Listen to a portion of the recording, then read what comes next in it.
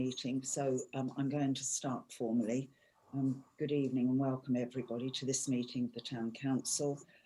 As usual, I'd like to inform everyone that this meeting will be filmed, and by your presence you're deemed to have consented to be filmed and to the use of those images and sound recordings. Can I please request that when councillors and members of the public are speaking, not to disclose any personal information of an individual, as this might infringe the rights of that individual and breach data protection laws. This is a formal Town Council meeting and will be held using the agenda as published. Members of the public will be given the opportunity to speak during public open sessions, but will not be permitted to speak at other times. And when you're not speaking, will you please mute your microphone to help eliminate background noise? Thank you very much, everybody. So I know that we have apologies for absence from Councillor Kevin Brown and Councillor Michael North, and everybody else is present. Do we have any declarations of interest, please? Councillor Pullinger, please. Yeah, I have a non-pecuniary interest in item 9A. I'm acquainted with the applicants through scouting. However, I haven't discussed the application with them, but I will abstain from that one. Thank you. Councillor Leslie Fage. I've got a non-pecuniary on 9K, the planning application on Bodington Gardens. Thank you very much. Anybody else? Well, I have a non-pecuniary in item. Non-pecuniary 10. Sorry? No. Somebody, can you not hear me? I have non-pecuniary interest in Duncan, sorry. Shall I declare mine? Can you hear me? I can just about. Can I just declare my non-pecuniary interest? Sorry, I think I'm having troubles with the mic. Non-pecuniary 10A4. 10A, okay. So non-pecuniary 10A4. Yeah, okay, thank you. Non-pecuniary. That's noted. So I think we've got 4 non-pecuniaries there, and I hope the note taker has got all of those down. I'm moving on. In this pandemic, there isn't as much from me as mayor as there might normally have been, because obviously there aren't any civic events going on. But I am pleased to say that Christmas greetings were exchanged between Erlendsey and Biggleswade councils. I received cards from and sent to Stefan Erb, who's the directly elected mayor of Erlendsey, and Uwe Laskowski, who is the chairman of the council. And Herr Laskowski's card quoted Buddha, which I thought was rather nice. Thousands of candles can be lit from a single candle, and the life of the candle will not be shortened. Happiness never decreases by being shared. And I think that's rather a nice message to all of us. And there was also a card from St. Peter's Church to all councillors and staff, wishing us good fortune throughout 2021 and saying, I quote, "Thank you all for serving us over many years." It's nice to get that acknowledgement. I did attend one event on the 11th of December. I was delighted to join Richard Fuller at the opening of the new fish and chip shop in Sullivan Court, Percy's Fish and Chips. The shop is named after the owner's grandfather, who opened a fish and chip shop on being demobbed after the Second World War. I think that's all I have to say at the moment. So I'm moving on to public open session. Now, members of the public need to use their electronic hand because we can't see you, although you can see us. So does any member of the public wish to speak, please? This is to 3 minutes just to make any comment on any item on the agenda. No, I'm not getting anybody coming forward, so I'll move on. We don't have an invited speaker, so we're now on to members' questions. Do I have any members' questions, please? None? Okay, so I'm moving on again. we're on to the minutes and recommendations of meetings. So we're looking at the minutes of our meeting on the 8th of December. So I'll go through as usual to ask if there are any corrections. So anything on page 1, please. Page 2. Page 3. Page 4. Page 5. Page 6. Page 7. Page 7. Yes, please. Councillor Grant Fage. Item 11C, Backstreet parking. Just for completeness in the minutes, I think we did raise concerns over the loss of a parking space given the limited parking on Backstreet. We definitely said that, but it's not recorded in the minutes, so I think we need to say that, please. So that's the loss of a parking space given the limited parking. Correct. Yeah, okay, that's fine. Is everybody happy with that? Yep, okay. Anything else on, I've lost the count of the page, it's page 13 in our pack. Anything else? And then the next page, 14 in our pack, or 15. So may I sign these as a correct record of our December meeting? Yes, thank you very much. So I'll now go through for matters arising. Anything on the second page of the minutes, page 8 in our meeting pack. Page 9. Page 10. Page 11. Page 12. Page 13. Page 14. Or page 15. Councillor Pullinger. Thank you. I was wondering if the clerk, either now or if it has to be under exempt business later on this evening, can give us an update on the progress with the depot. I don't know, is there anything you can say at this point, Mr. Clark?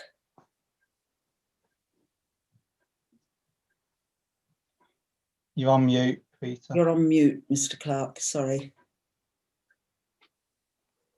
We're not hearing you. Is there something wrong? Okay, can you hear me now? Yes, that's better, thank you. Okay, so the depot is proceeding as planned. I envisage that we will finally move into our semi-permanent home in the first week of March. We have had some further negotiations, which we've recently concluded. In the meantime, subject to legal contract being completed, we anticipate that we will move into slots 1 and number 2 as a temporary home, fundamentally to keep our equipment in a safe and secure place. Do we have a timeline for when that might be for the temporary accommodation? Not a specific timeline, but if I was to estimate, I would say probably about 3 weeks from now. Okay, thank you. Yep. Okay, I'm assuming there are no more matters arising. So we have under matters arising 8 Parry Rise, and we have revised plans. Do colleagues have any comments on this planning application now? Councillor Pullinger again, please. Yeah, the planning application, the permission was actually granted on the 7th of January, so I don't think there's anything for us to discuss. Okay, thank you very much for that.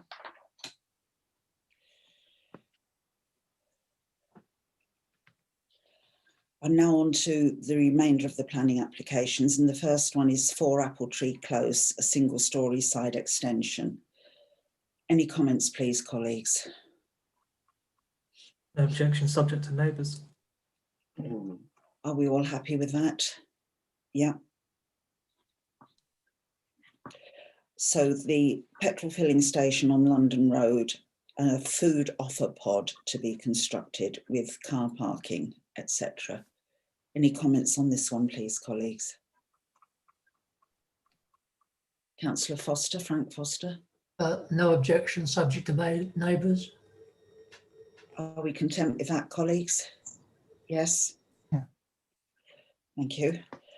60 Saffron Road, reinstatement of single dwelling into 2 dwellings and 2-storey rear extensions to both properties.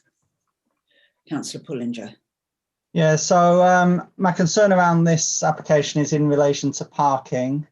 In their design statement, they do say that in correspondence with Central Beds have confirmed that both of the new properties are entitled to 3 residence parking permits. However, there isn't really much space for them to make use of those spaces were they to have them, or those permits were they to have them. There is limited residence parking available on Saffron Road, so essentially potentially increasing the number of cars parking on Saffron Road by 3 when there's already limited space there, I don't think is really sustainable. So on that basis, I think we should object. Do I have a seconder for that proposal? No, I don't have a seconder. Okay. So who else would like to speak? Councillor Grant-Fage.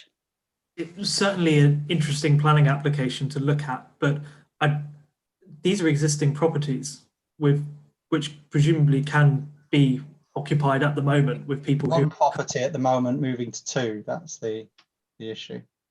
So doubling the number of permits being permitted. Even so, as long as residents are aware of that when they purchase their property, I'd be minded to raise no objection to this, subject to neighbours, but perhaps stressing the neighbours, given that it's clearly quite a bit of a transformation, particularly out the back. But that's what I would. Do I have a seconder for that proposal? Councillor Frank Foster. Yes, and Councillor Duncan Strawn wants to speak, please. Councillor Strawn. Thank you, Madam Mayor. Can you hear me? Yes. Can you hear me? Yes. As a observation, it was originally 58 and 60 Saffron Road. I think it was converted into 1 dwelling, and now they're converting it back into its original state with the exception of the extensions. Thank you. Have you finished speaking, Duncan? I can't. Yes, I have. Thank you. Thank you. Okay. So, Councillor Leslie Fage, please. Just to say, this is in keeping with the other property down that area. They're all semis or terrace, so it is in keeping, and none of them have got garages. It will be a nightmare to get the lorries on and get it done because it's right by the traffic lights, but on the other hand, once it's done, people are living there in keeping with everything else. So okay, so the proposal is no objection, subject to neighbours. All those in favour, please indicate. That's the majority. Okay, thank you very much. I'm now going on to item D, Lancaster Drive, advertisement 3 high-level fascia signs. Any comments, please, colleagues? Councillor Frank Foster. No objection, subject to neighbours. Are we all happy with that? Yes, okay, thank you. 4 Mitchell Green, single-storey rear extensions. Any comments? No objection, subject to neighbours. Happy, everyone? Yeah, okay, thank you. Land east of Biggleswade, again. Councillor Pullinger. Yeah, so this has come back yet again. We have responded previously to this with our comments on that. So we responded no objection, but with a number of comments that we would like the planners to consider as part of the conditions for the site. My understanding is that this is going to the DMC to consider the actual conditions to be put on there. So my proposal is that we respond referring to our previous comments and asking them to make appropriate planning conditions to address our previous concerns. Do I have a seconder for that proposal, please? Thank you, Councillor Fage. Okay, all those in favour of the similar comments, but with sorry, Councillor Strawn, did you wish to speak? Yes, please, Madam Mayor. One point I did notice from all the observations from Central Beds was there was comments about improving the junction at Chambers Road and London Road. That's actually something that we've been pushing on about for a considerable amount of time, and I don't know why when the original Biggleswade East development was put in, that wasn't a condition. So perhaps we could actually add that. I would support that as a principle, that there needs to be an improvement at the Chambers Road, Chambers Way, London Road junction for road safety purposes. But very interesting reading when you read it, but that would be a useful addition. I think the issue there is whether that is something that is suitable as a condition for an individual planning application, because we've been asking for that junction improvement for, what was it? I think Councillor Frank Foster first brought this forward 4 years ago, 5 years ago. 5 years, I would say. Yeah. So it's whether that could be a condition on an individual application, whichever application it is. Sorry. Councillor Strawn, are you trying to respond? There's an objection. I beg your pardon? Yes, please. That's one of the reasons there's an objection by a CBC. There's an objection by CBC because of the impact on that junction. Yes, I understand that. I'm just giving a bit of further background. Could you not hear me? It's difficult. No, okay. You keep breaking up, Councillor Strawn, but I think we understand what you're saying now. Councillor Page. I understand what Councillor Strawn is saying. I have two remarks. Firstly, it is true that we've always wanted an upgrade to an improvement to this junction. Secondly, I don't get muddled. I just think it's a really poor way that this has been dealt with, that should have been considered when the 1500 came originally. It should not be something that is affected by this access at all. If anything, the access down Dunton Lane should take pressure off of Baden Powell Road and therefore Chambers Way and make the junction slightly easier. But given that it has been raised and given that it's consistent with our positions, does Councillor Pullinger think there's any merit in adding that as a footnote, given that it's going to be considered anyway?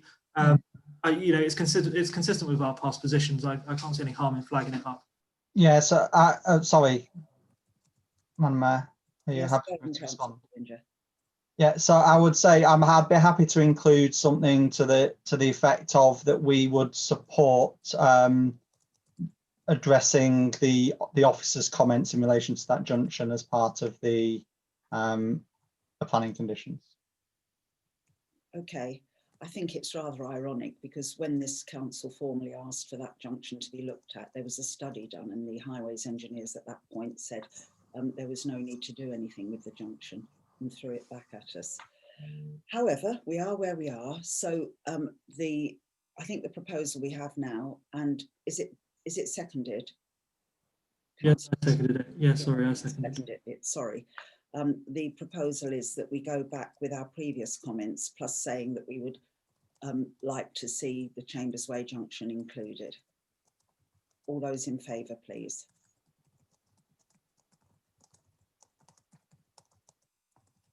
Yeah, that's a majority. Thank you very much. 16 South View, single story rear extension. Comments, please, councillors.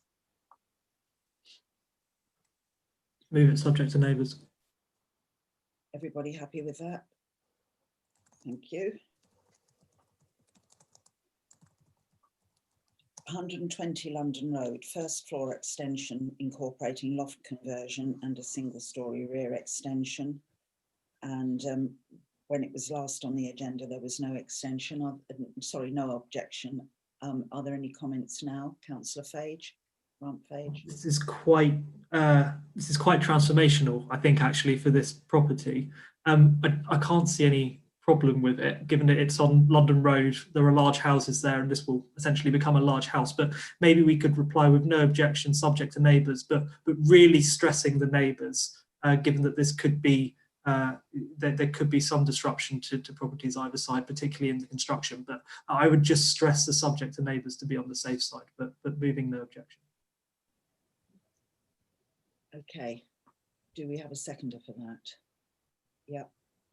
Everybody happy with that? Can you indicate, please? Yes, okay, thank you very much. 9 Auckland Road, single story front and 2-story rear extension.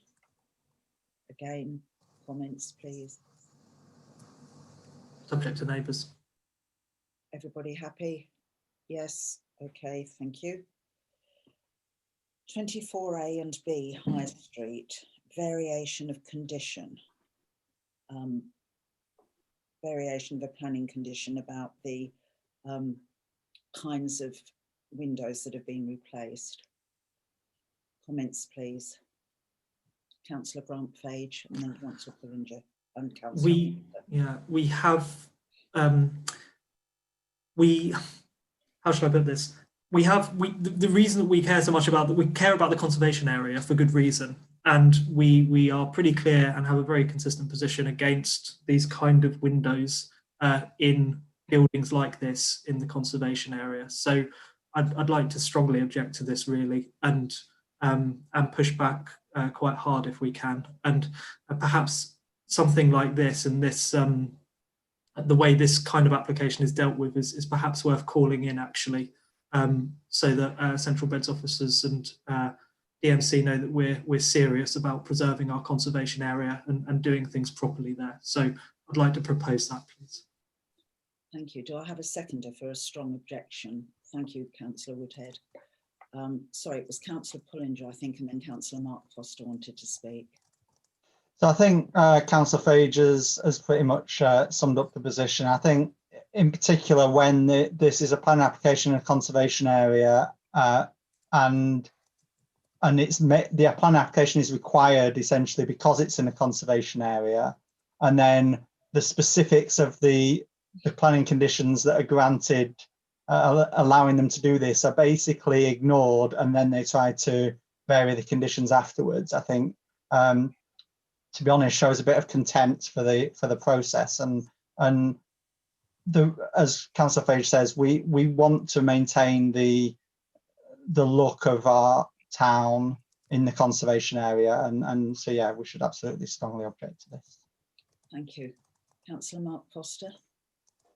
Yeah, I don't want to labour the point, but I completely agree. Just the additional point on that is that other properties that are close by have actually complied with planning applications and have gone beyond and have actually made sure that their windows have been repaired and sort of are actually good.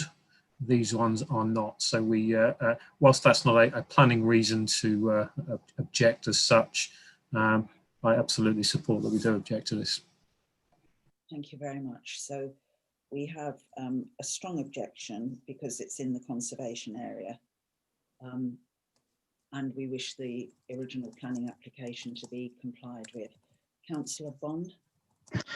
Can I just clarify what I understand that Councillor Grant-Fage is actually asking for? When he mentioned about calling in, I assume he's only asking for it to be called in if Central Beds planners were minded to actually approve this change. Yes, fine.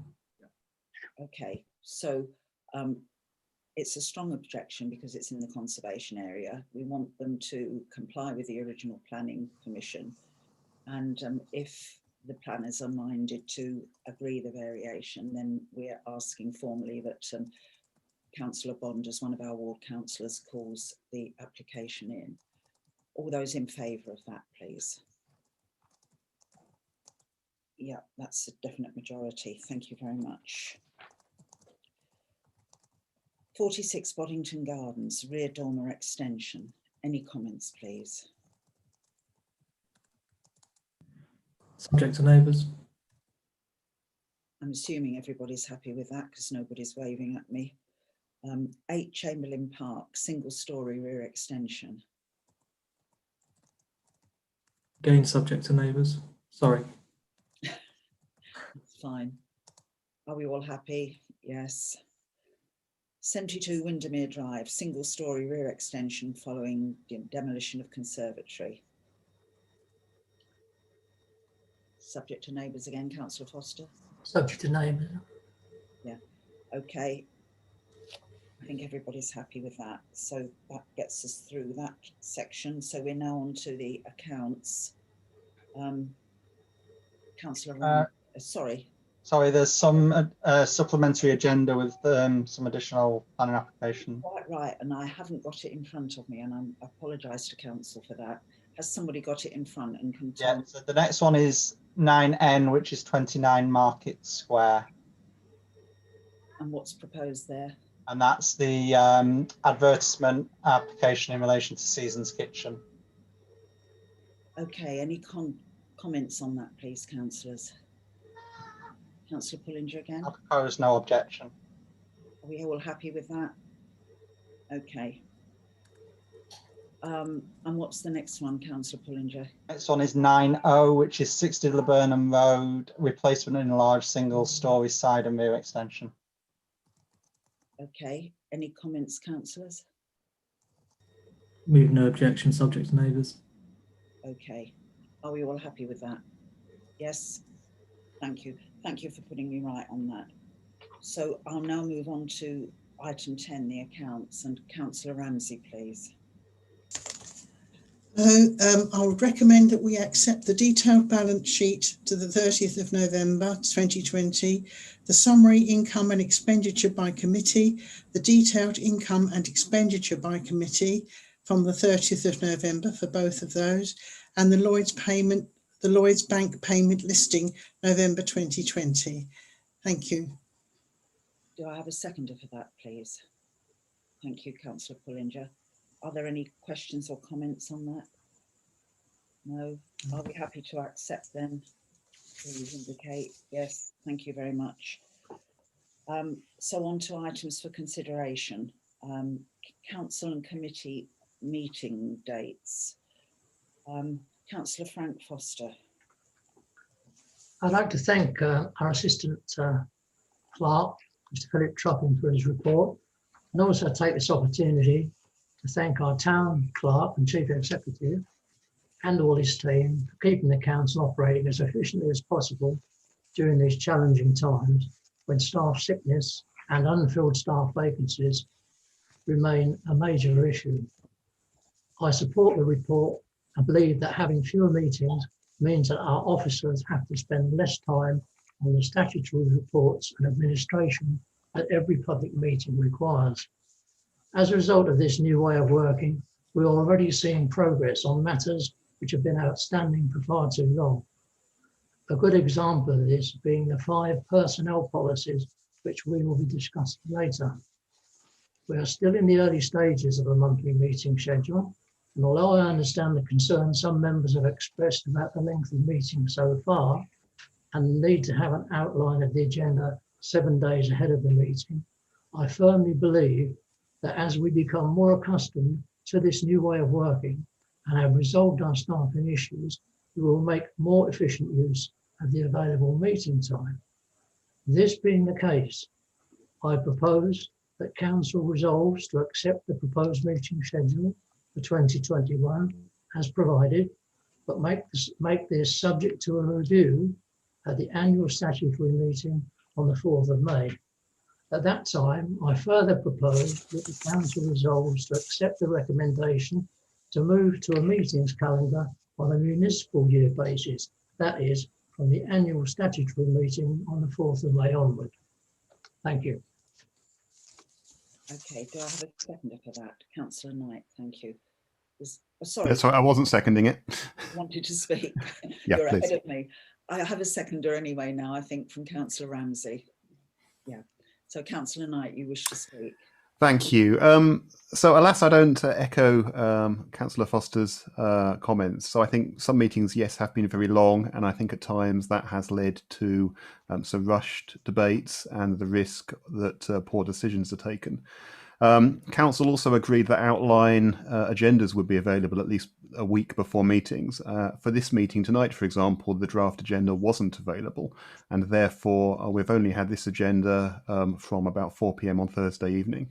And I think considering a 185-page agenda and really no opportunity to query the agenda if there are errors or omissions really isn't best practice. So urge members to consider whether we can find a way to increase the frequency of meetings back to 2 council meetings a month, please. Okay, Councillor Pullinger. Thank you. So actually, to correct Councillor Knight, it's not 185 pages. The main agenda had 185 pages, but with supplementary papers, it actually was 265 pages plus all of the planning applications that we've had to consider, so significantly more than that. And I agree with him that I think 3 days is insufficient to give all of those papers due consideration and to be confident in making the right decisions. I'm not. I actually think that the principle of holding 1 meeting a month rather than 2 is a good principle to have. However, I don't think that it has been working effectively over the last 3 months. I think that the meetings have gone on too late in the evening. We've had very, very busy agendas. So while I'll support the proposal, I think, in terms of continuing with this format until May and reviewing it as part of the annual statutory meeting for setting the agenda for, or the timetable for the next year following a review, I'm not confident at this point that it is what we should be doing in the long term in the way that it is being done. So what I would hope is that officers could consider how we could make these meetings more efficient if they're being held once a month, particularly potentially looking at how we handle the planning applications and can maybe, whether that's through another committee or some other way of working to make us more efficient in dealing with those, which might make it easier for us to adequately consider all of the business we have in a reasonable time frame.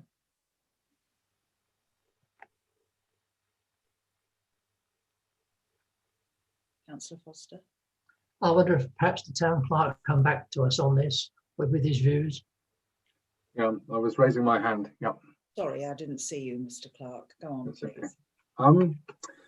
I think it's a sensible suggestion from Councillor Pullinger to look at alternative ways to make the meetings more efficient, and I'd be very happy to look at that as a possible option. I'd also like to ask Philip to give us some alternative suggestions around how we can make it more efficient at the same time. So perhaps Philip can talk to us in a moment.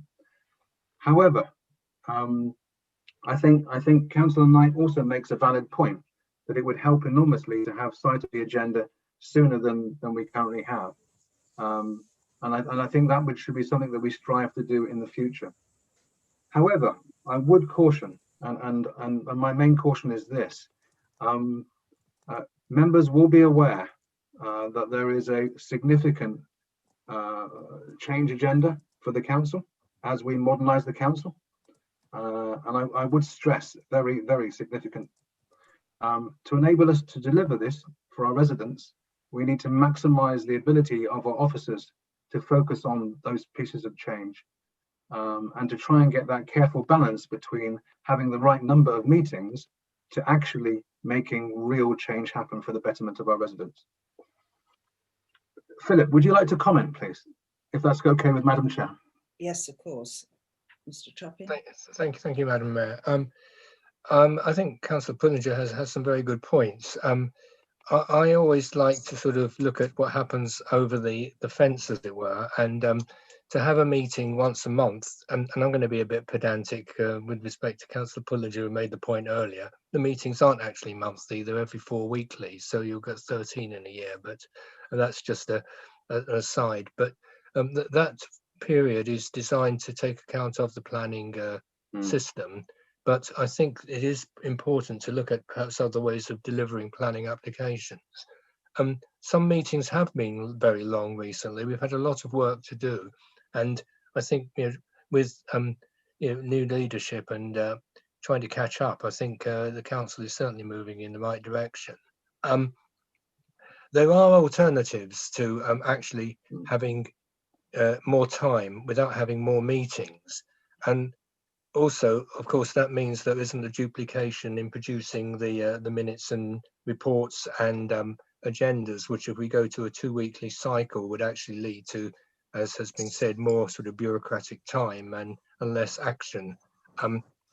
Many councils have, and it's in your standing orders anyway, the ability to basically adjourn a meeting at a certain time, and you can do that just by a motion when you've got to a time when you think that you've basically dealt with enough business, and defer the rest of it to another date, but it's the same meeting. And I think that's probably worth members considering in your sort of future debates.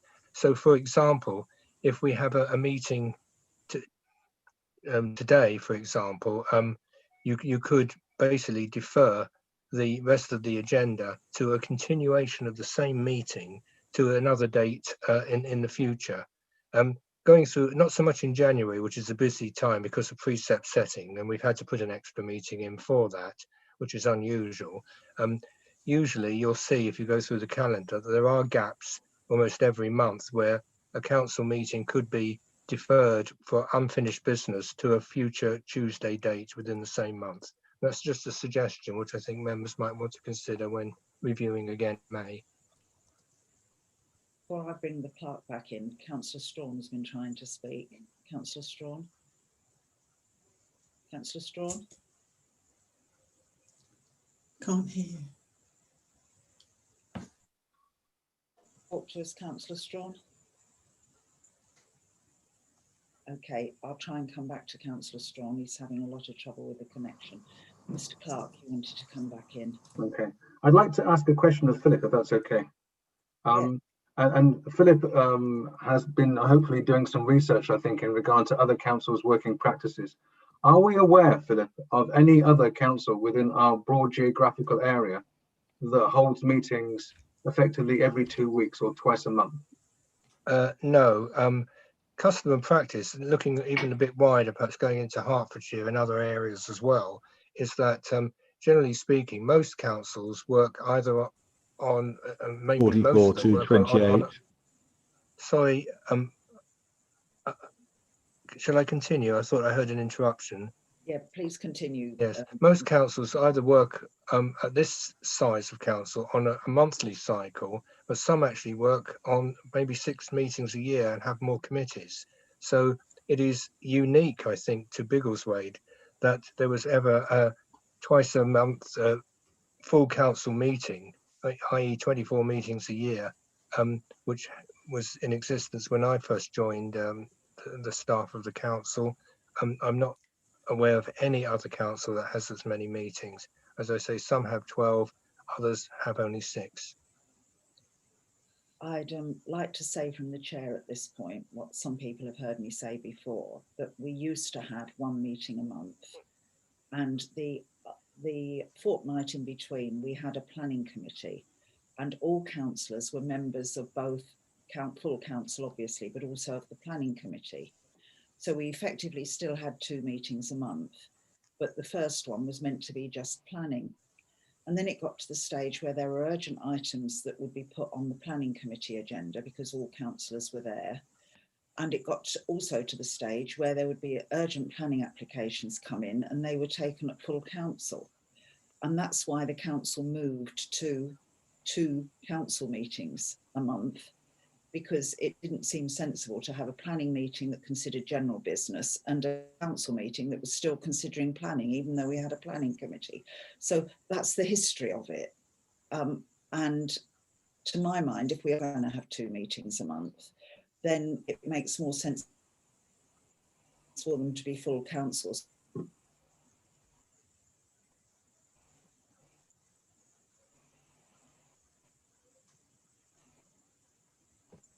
Lost the mayor. I think we have. Right. Come in, please. Mr. Clark. Okay, I'd just like to make, I think, one final point, if that's okay. I have some strong opinions, obviously, in regard to this. I want to try and modernise our ways of working. My observation is that over the trial period, I believe that we've been in a rather unusual situation in that the meetings have had attendees, both members of the public, but also attendees from other councils who have made significant verbal presentations. And these have been quite lengthy. They've taken up some degree of the actual agenda. So I don't believe that the meetings we've had so far are properly representative of our normal ways of working. So I would encourage members to trial the suggested candidates that Mr. Truffin has put forward. Thank you. Councillor Grant-Fage. Yeah, I think we have a proposal on the table and it's been seconded. We saw some nods when those remarks were made. The proposal is basically to extend the trial period. Can we start to move to a vote? Because without sounding slightly ironic, we are starting to take a little bit longer with a meeting, complaining about the amount of time we take. So maybe we could get on to discussing the town and some of the matters which might impact our residents a little bit more. The Mayor considers her wrist slapped, so I will move to a vote. All those in favour of the proposal to continue the trial until May?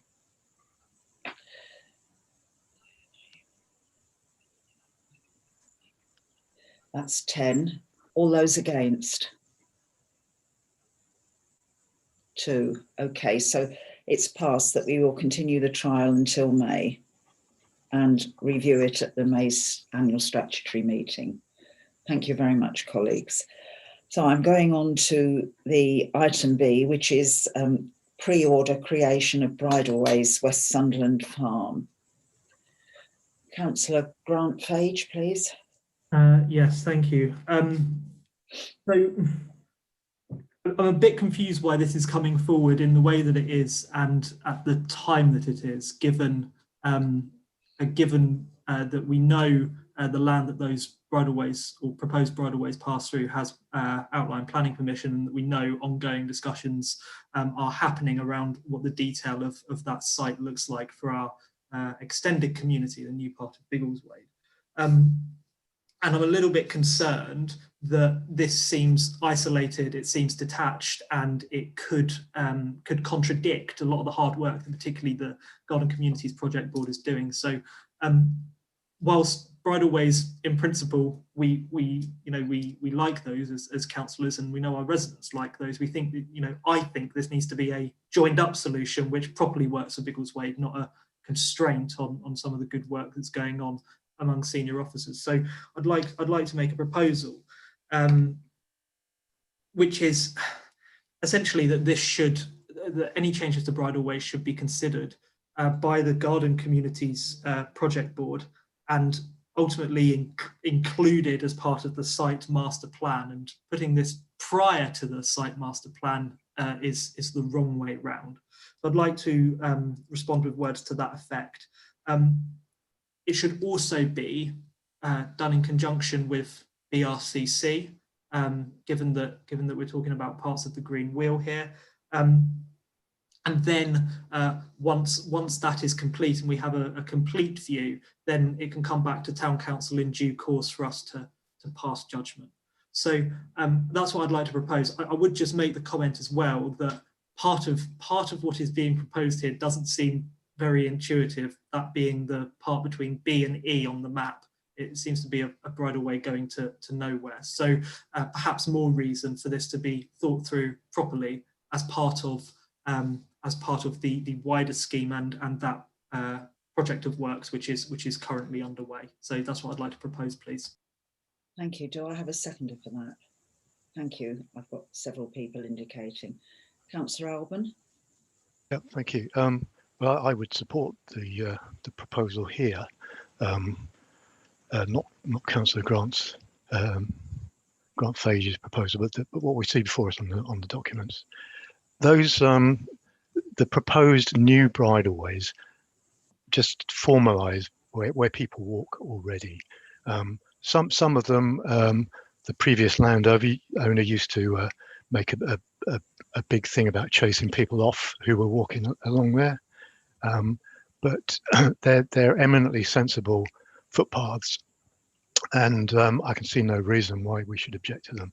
I think we should welcome them. Thank you.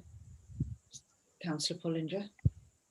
Thank you. So I'm always in favour of public rights of way and promoting new public rights of way where appropriate. And I understand Councillor Albone's comments about these are currently well used paths, and this is around formalising them.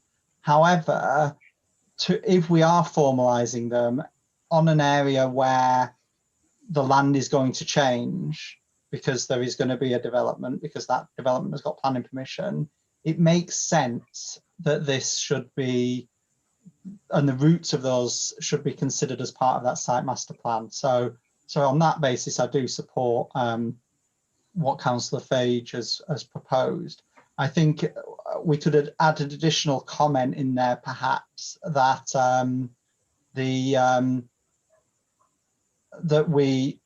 actually, I think Councillor Fage has covered it, but I just wanted to add again the point on the bit that really surprised me with this was the proposal for the section between B and E, because it's very clear that public rights of way should not be a dead end, and there is no bridle way going from point E to anywhere else. There are footpaths, but not bridle ways, and there's already actually a footpath between B and E.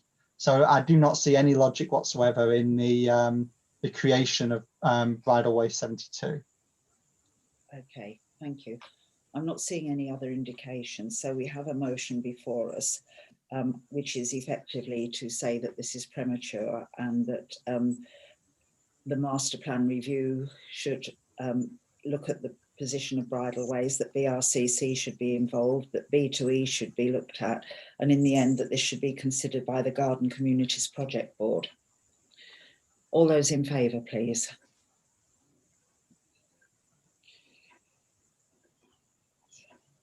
Nine, that is, including myself. All those against?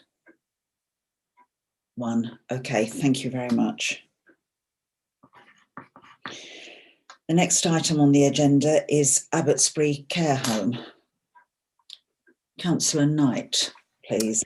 Thank you. So firstly, my thanks to Mr. Stevenson from Central Beds for speaking to us last month.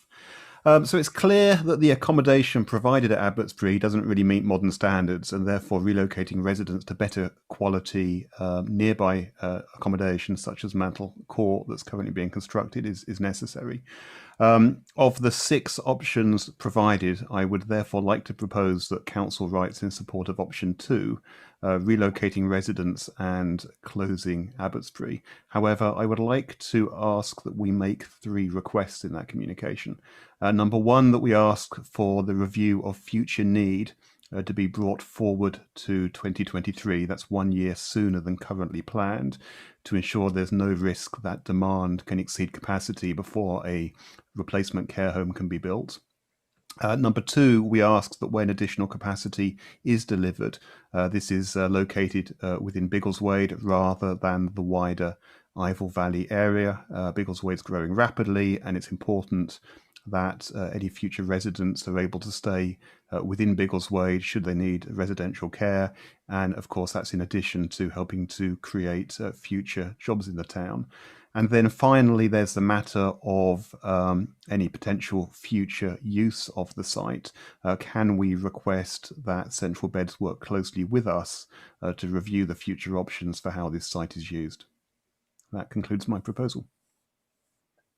Thank you very much. Do I have a seconder for that, please? Yes, I do. Thank you. Who else would like to speak? No? Okay, so I'll move straight to the vote then. So all those in favour of the proposal to agree the closure of Abbotsbury and the moving of the residents, to ask for a review by 2023, that a future facility be located in Biggleswade, and that Central Beds work with us to look at future options for the site. All those in favour of that proposal, please.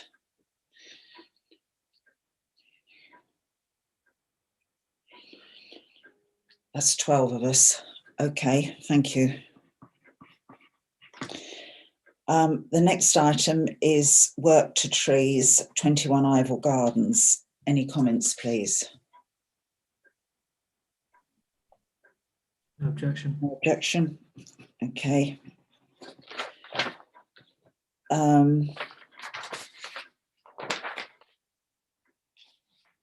Sorry. 4 Eagle Farm Road, works to trees with a preservation order. Any comments? Pose no objection. Happy with that? Nobody's signalling not. And 34 Short Mead Street, work to trees within a conservation area. Any comments? No objection. No objection. Okay, thank you. And then we come to item G, which is 711 Britton Place, Sullivan Court, conversion of commercial units to 2 residential dwellings. And councillors have received a proposed response to this. We've objected before, and I think Councillor Fage, you've been working on this. Yes, so thank you. This refers to a planning application which we first saw at the last council meeting back in December. No, we didn't. I beg your pardon. We saw it back, I think, in November. Actually, the consultation period stretched until December, though. So, whilst we have submitted an objection already, it was sort of a holding objection, and we let Central Beds know that we would provide further representations in due course. I've drafted a letter which I drafted one and then have in fact redrafted one following some feedback, and since then have had a little bit more feedback. So I'd like to propose that we send this letter to Central Beds, please, and ask that it is uploaded to the planning portal for this application. The application is already called in, and so if council is happy for me to represent the council speaking at DMC, then that would be great. One slight addition to the document that I sent round about 10:30 last night, or whenever it was.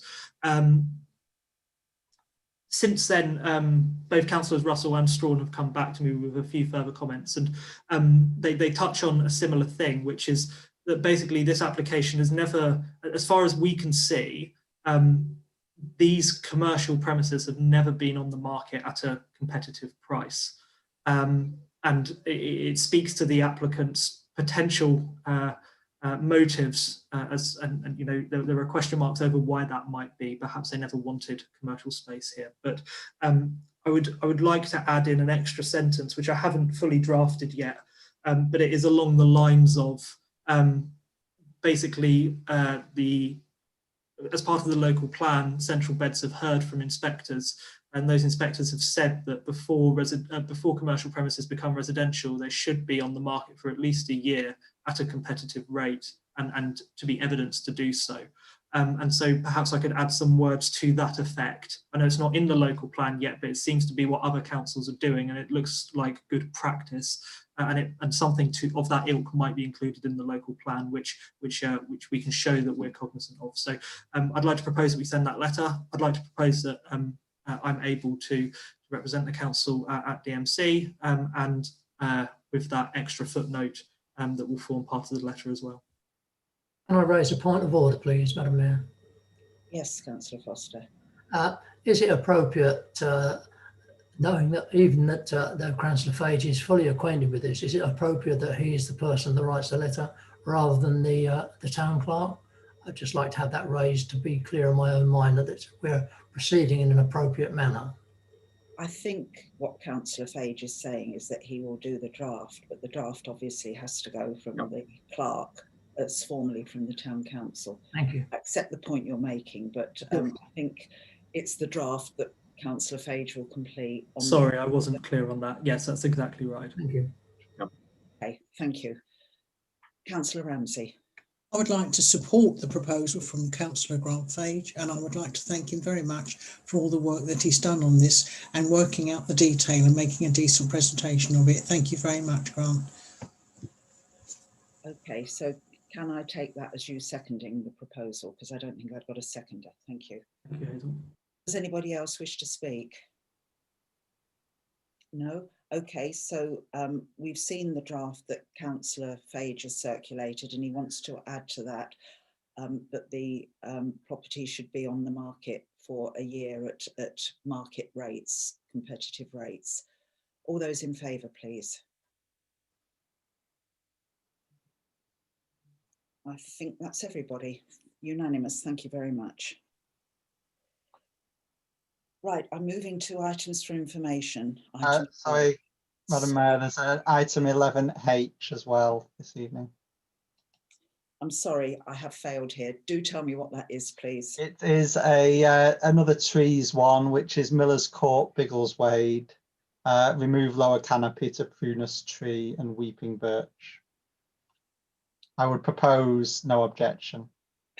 Thank you, Councillor Pullinger. Are we happy with that? No objection. Yes, okay. I hope I haven't missed anything else. Okay, now I am moving on to item 12A, planning application outcomes. Any comments, colleagues, please? No? Just noted? Noted. Yeah, okay, thank you. Crime statistics. Does our Deputy Administration Manager wish to say anything to introduce this? Good evening, councillors. So this evening I'm presenting the crime statistics report for November 2020. And the council wish to continue to thank Amanda Cawthorne for her continued support. And the report requests members' input on whether the report continues to meet the request for a more user-friendly display of the crime statistics, and if there are any additional or alternative graphs that should be presented at a future council meeting. Thank you. Thank you very much. Councillor Strawn, did you want to comment on this? I hope you can. I would like to comment if you can hear me. I think so. Keep Can going. you hear me? Yes, keep going. Right. The crime statistics are a great improvement, and we are the main aim for the local area of the police just before Christmas, and avenues of communication have been reopened in a hopefully a positive way. One thing that would be helpful here could be given of overall crimes, because the bar, You're breaking up the again. analysis graph. Sorry, go on. Sorry. I'm really sorry, Councillor Strawn. And there was another graph. No, I'm sorry, Councillor Strawn. Sorry, forget it. Okay. Perhaps you could email to Helen Calvert any comments you've got that could be brought forward for the next meeting. I know what Councillor Strawn was trying to say at the beginning, that just before Christmas, Councillor Strawn chaired a meeting that the town clerk and I attended with Chief Inspector Lee Haynes and Inspector Louise Bates. It was an introductory meeting. Inspector Bates is our new local policing inspector, and Chief Inspector Haynes has a wider remit for local policing within the Bedfordshire force. It was a very productive, with lots of briefing both ways of the council's position and concerns on various things and issues that the police are trying to address. So a very positive meeting, and sorry that Councillor Strawn couldn't talk to that himself. Does anybody have any comments on the report, please? Councillor Grant-Fage. Thank you again for the report. Two very brief things. Firstly, I realise this covers November, but from councillors may be aware, in fact you will be aware because I forwarded the email, about a series of break-ins in the town centre, and some shall we say skullduggery going on around on New Year's Day. I won't go into detail. However, we can probably expect to see that, I would hope, reflected in the crime statistics in the coming months. And thank you to Councillor Strawn, who helped me liaising with some of those businesses when they reached out in difficult circumstances. One thing off the back of that then, which might be worth considering for future crime statistics, although perhaps not in the statistics themselves, but as supplementary information. When the crime working group visited those who monitor our CCTV, we understand that reports are available from those who monitor it around some of the crimes which are captured via those cameras. So perhaps, and I'm not saying this is something that will necessarily happen quickly, but if those reports are in a good format, perhaps there's some visibility of those which might be worthwhile sort of supplementary information alongside these crime statistics. That's a thought, not a decision, but if that's possible, I think that could be useful contextual information for when we're discussing some of these outcomes from these statistics. Okay, thank you. Any other comments from anybody? Okay, so are we noting the crime statistics with thanks for their preparation? Yes, thank you very much. And then we've got the Police and Crime Commissioner's newsletter. Any? No? Are we no? Oh, Councillor Foster. Just noted an excellent report from an excellent lady, I believe. I'm a big fan. Okay, so are we noting that? Yes, thank you. And then we have the Council's Community Emergency Plan to receive for information only. Councillor Mark Knight, you've got a comment? Please, yeah. So I wrote to the clerk and the mayor on the 8th of December and stated, while I was okay with this plan being adopted in the interim, which was the proposal, I thought this should be considered properly by council and therefore should be an item for consideration rather than an item for information. So I'm quite surprised this isn't a matter for consideration tonight. In terms of my primary concern, I'm not satisfied that it is necessary to delegate all powers to the council or of the council to the mayor, deputy mayor or committee chairman in a civil emergency without any limitation, given that extraordinary council meetings can be called within 3 days. So I think this needs more review, please. Mr. Clark? Before I comment, perhaps I could also bring in Councillor Strawn, who is the sponsor of this piece of work. I don't know if you're able to speak, Duncan. Not yet. Okay.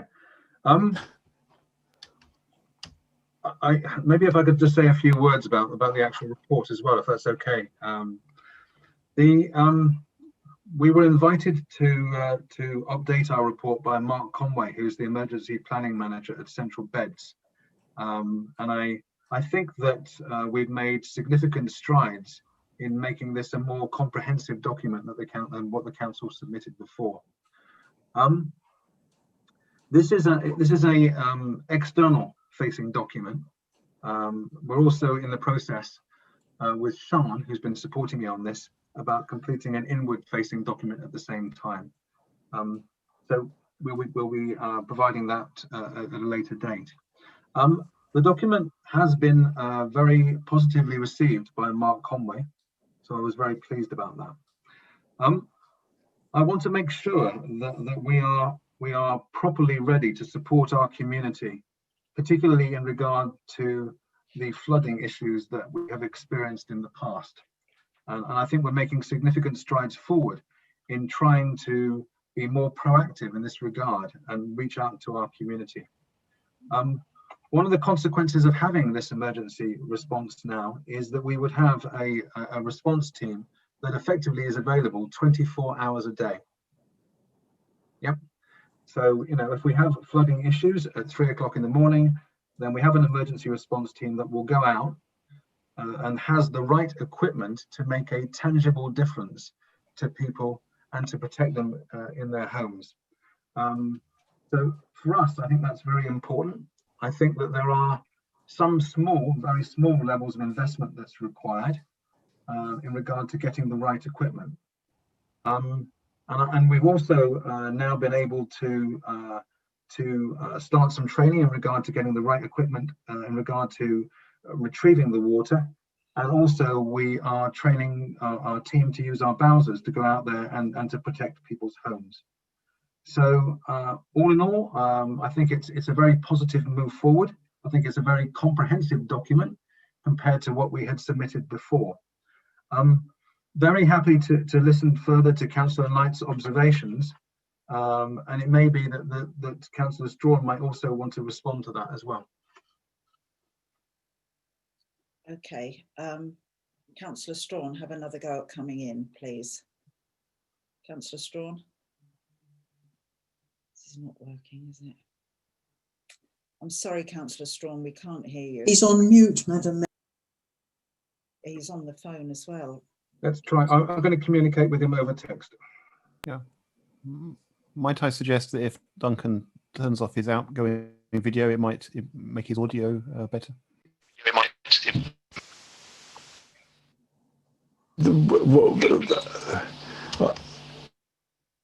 The suggestion, Councillor Strawn, is to turn off your video, and that might improve the audio. I've just spoken to him over text to advise him of that. Okay, I think we've now lost him. I know that he would want to comment. Yeah. Okay, well, Councillor Knight's been trying to speak again, and Councillor Pullinger wants to speak, so I'll go back to Councillor Knight and then to Councillor Pullinger. No, sorry, I was just trying to help Duncan. That's all. Okay, thank you. Councillor Pullinger, and then Yes, so I think it's quite right that we have an emergency plan. I think I agree with some of the comments that Councillor Knight makes in terms of implementing this plan does have an impact on the budget of the council ultimately, because it's asking us to make some investments which may be low, but this ought to, I think, be considered by council, or at least one of the committees of council. And also having people available 24 hours a day in itself potentially has an impact on council and the provision of services to the council. So if they're called into action, there will be a cost of doing so, and also there will be an impact on delivery of other services potentially by those people who would be then unavailable to carry out their normal duties. That's not to say we shouldn't do it, but I think it's only right that we as a council are given the opportunity to approve this. And I agree with Councillor Knight's observations around the delegation of all powers of council to the clerk and certain members. The policy or the plan states the town council have delegated to the town clerk. I don't recall us ever formally making that delegation, so I don't think that's a correct statement to include in the plan until we actually make a decision on that. So while I think I don't have an issue other than that paragraph with the plan in principle, I think it is something that needs to come to council as an item for consideration, not just an item for information. I think Councillor Strawn is trying to get in by phone. Yes, yes. Could you allow him in, please? You're able to do that, Sean? You're on mute. Working on it now. Could I? Councillor Strawn, is that you now? You're still muted, yes. Can you hear me, please? We can Yes. now. So we've been discussing the emergency plan, and the issue at the moment is whether council has delegated authority to the clerk for purchasing, but also delegated authority to certain councillors in an emergency to help to make decisions. So would you like to come in, please? Yes, right. My observation is I understand councillors' concerns, but we're dealing with an emergency plan. That is something that has to happen at a moment's notice. Now, if council wishes to review what's been put forward as a draft, then that is quite appropriate and that seems to make sense. But first of all, we need an emergency plan in place and the authority for matters to be progressed. Now, my suggestion would be that we adopt the plan, and councillors, now they've had an opportunity to read it, can make their observations. I was going to thank the members of staff that have actually put their names forward to be contact points of emergency contact, because there's been some flooding issues in the Biggleswade area in the last 3 months, where the emergency plan, if it had been in place, might have been quite useful. So whilst I fully appreciate that councillors want to have their observations, to draft a document of this length by committee is, to my mind, inefficient, but for councillors to make comments and observations, I would welcome, and indeed it needs to be reviewed on a regular basis and brought up to date. And there are one or two things in it that at the moment could probably still be fine-tuned in any way. I think it's a living document. So I'd urge the council to adopt this. There's been a lot of effort gone into it by the town clerk and others to make sure that it's work and feasible.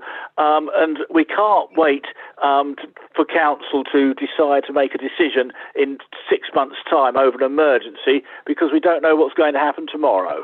So something needs to be in place today, and I'd urge the council to adopt it, and by all means say that, and I would also urge councillors to read the document carefully and to put their observations in writing to the town clerk so that it can be reviewed in discussions with others, including Central Beds Council, who are the overseeing authority for emergencies. Okay, thank you. And Mr. Clark, and then Councillor Foster. I'd just like to make clear, for members, that you did actually previously adopt the old emergency plan. Within the old emergency plan, we haven't changed the hierarchy of decision making in regard to mayor, deputy mayor, etc. So this is a consistent feature that already exists. As much as I would have some significant concerns about our previous plan, and I think this is much better. The second observation I would make, and I don't think this is necessarily straightforward, is there are potentially lots of emergencies that could happen within Biggleswade. I think the two most obvious ones are flooding and potentially issues around key services coming down in regard to electricity, gas, water, etc. My 20 weeks so far suggest to me, and also in conversations with Mark, that in the main we'll be responding to flooding events. So far, that flooding has tended to happen. We've tended to be needed during night time, effectively, which would have no impact on the provision of our daytime services. However, we may have to go out during the daytime, so who knows how we might need to respond going forward. There are some small elements of investment that are required, and I think they are relatively insignificant because we've already purchased the big items of equipment before, but we need to get better at using them. And the last comment I would make is that one of the things that I did want to offer to the community, and we are now ready to do that, is to have our Orchard Centre available as a safe place to go should there be a significant incident. And I think we're now ready to offer that to the community. And again, I see that as a kind of positive move forward. Thank you. Thank you. Councillor Mark Foster. Okay, I think it's an excellent document. I think there's a huge amount of work gone into this, and it's quite clear that the town clerk has put a number of things in place to improve our emergency planning. I think we're labouring the point here. We need to implement this now and then review it in due course. I accept the comments from my colleagues in relation to the hierarchy. You know my views on that. I've expressed previously, but ultimately this plan needs to be in place. We need to, our residents deserve it, and I think we're just going round and round in circles, and this just means to get on with it. Thank you. Does anybody else wish to speak?